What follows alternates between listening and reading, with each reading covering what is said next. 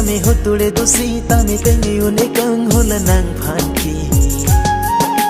na singe chithe tami do virgin kang hon ke do tigla ni chithe nang phan joy joy pen ni sing vi kang sa non pu